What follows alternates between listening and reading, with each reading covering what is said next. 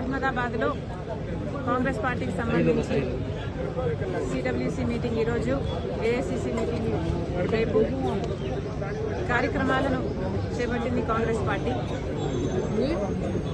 Congress party మన దేశంలో బలపడాల్సిన అవసరం ఉంది.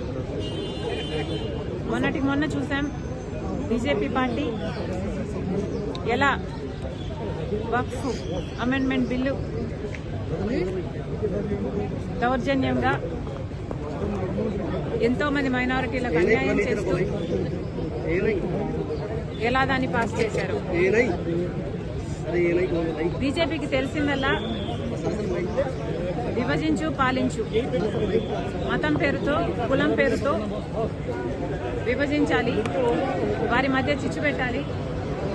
ఆ చిచ్చులో వీళ్ళు మంట కాదు, ఆ మంటలో వీళ్ళు చలి కాచుకోవాలి.